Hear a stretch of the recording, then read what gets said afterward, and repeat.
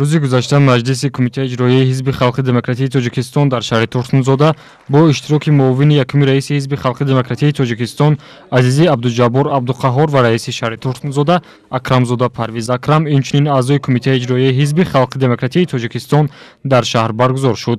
Дар маҷлис се масъала мавриди баррасӣ қарор дода шуда, доир ба фаъолияти солонаи кумитаи иҷроияи ҳизби халқи демократии тоҷикистон дар шаҳр раиси кумитаи иҷроияи ҳизби халқи демократии тоҷикистон дар шаҳри Турсунзода Шоҳиён Абдурахим ҳисобот дод. дар соли сипаргардида ҷомеаи ҷаҳониро бемории соҳибсироатӣ COVID-19 ба ташвиш оварда дар баробари хисороти ҷонӣ ва иқтисодиёти ҷаҳонӣ таъсири манфӣ расонд. маҷмӯи маҳсулоти ҷаҳонӣ дар ин давра зиёда аз 5% коҳиш ёфт. ҷиҳати пешгирӣ аз панҷшавии бемории сироатӣ миёни давлатҳо як қатор маҳдудият эҷод гардид. рушди иқтисодӣ ки дар натиҷаи мубодилаи молу коло, муҳоҷирати меҳнатӣ, сайёҳии дохиливу хориҷӣ, фаъолияти корхонаҳои саноатӣ, робитаҳои ҳавоӣ ва ҷалби сармояи хориҷӣ таъмин карда мешавад, дар ҳолати ногувор қарор гирифт. дар ин давра ҳар як кишвар кӯшиш карда истодааст ки бо истифода аз имконият саравар бозори дохилии худро ба маводи ниёзи аввал таъмин намояд. тоҷикистон ҷузъи ҷудонашавандаи ҷомеаи ҷаҳонӣ албатта аз таъсири манфии пандемия ба иқтисодиёти кишвар берун буда наметавонад. бо тадбирҳои андешидаи пешвои миллат раиси муаззами ҳизбамон муҳтарами Эмомалӣ Раҳмон мардуми шаҳрванди кишвар тавонист ки дар як муддати кӯтоҳ мавҷи ин бемории сироатиро паст намудад.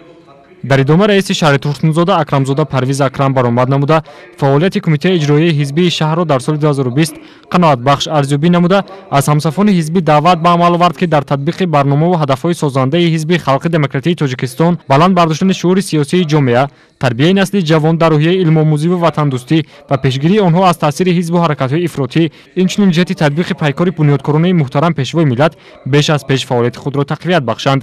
имрӯз дар шаҳри Турсунзода сохтмони зиёда аз 9 адад мактабҳои замонавӣ идома дорад. сохтмони 4 адад ширхоргоҳҳои хусусӣ идома дорад ки дар арафаи 30 солаги истифода бояд мо ба истифода додем. имрӯз соҳибкорҳо боз хоҳиш доранд ки мактабҳои хусусӣ, ширхоргоҳҳои хусусӣ сохта ба истифода диҳанд. мо фаъолон бояд рафта сатҳи таълиму тарбия назорат кунем ва ин сол мо дар назди худ вазифа гузоштем ки дохилшавӣ ба мактабҳои олӣ ва миёнаи касбӣ бояд на камтар аз 70%-ро дар бар гирад. мо дар маҷлиси ҷамъбастии солонаи соҳаи маорифи шаҳр вазифагузориам бар директори муассисаҳои таълимӣ кардем ва натиҷагириам карда мешавад ва мо аъзоёни фаъоли ҳизб бояд оиди ин масъала низ бетараф набошем. баъдан муҳтавои паёми асосгузори сулҳу ваҳдати миллӣ пешвои миллат президенти ҷумҳурии Тоҷикистон муҳтарам Эмомалӣ Раҳмон ба Маҷлиси олии кишвар аз ҷониби муовини якуми раиси ҳизби халқи демократии Тоҷикистон Азизи Абдуҷаббор Абдуқаҳҳор шаҳр гардида таъкид шуд ки паёми навбатии сарвари давлат дастури корӣ ва роҳнамои мардуми сарбаланди кишвар буда, моро зарур аст ки баҳри амалӣ гардонидани нишондиҳандаҳои он аз тамоми имконият истифода намоем. давраи мо давраи нав давлатсозии мо аст. мо бояд дар ҳар як коре ки давлатдорӣ ба зарурат дорад дар ҳамон бетараф набошем, бояд иҷро кунем.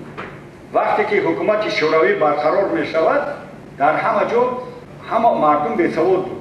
барои маҳви бесаводӣ ҳамин хел гурӯҳҳо ташкил мекунанд. ман ҳамин 10 каса ҳарфа нишон медиҳам, ҳамон 10 кас меравад, 4 кас аз хонаи худшон, 2 каси ҳамкояшон, ҳамон 6 кас аст. бо ҳамон 6 кас бо фарз кунем 2 каси дигар, бо вай 2 каси бо 3 каси дигар, ҳамин хел ранги прогрессияи вай математика геометрӣ баъд ҳамин хел зиёд шуда мардум фаро мегирад. баъд ҳарфа маҳви бесаводиро ҳукумати советӣ ҳамин хел бекор кард. як мактабҳо қатъи не, чунки анами одам ай мактаб инра ёд гирифт, меояд 2 кас дигара ёд метаҳад, 2 кас дигара. ҳозир ҳамин корое ки мо ҳозири баъзе чизои ободониву вай ҳаст, ҳамин мо бояд ҳамин хел дидем.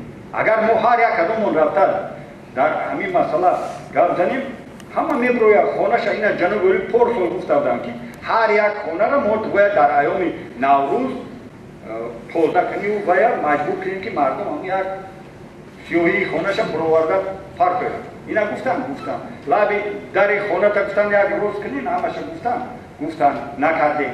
гуфтан ки ҳар як аъзои гурӯҳҳои таблиғотӣ хона ба хона рафта маҷбур кунанд ки ҳамун хонаҳои кӯҳнаи намештагиро мо чӣ кор кунем, аз сари нав созем. баъдан бо сабаби ба кори дигар гузаштани Абдурраҳим Шоҳиён аз ҷониби аъзои Кумитаи иҷроияи Ҳизби Халқи Демократияи Тоҷикистон дар шаҳри Турсунзода Нурулло Турсунов ба ҳайси раиси Кумитаи иҷроияи Ҳизби Халқи Демократияи Тоҷикистон дар шаҳри Турсунзода интихоб гардид.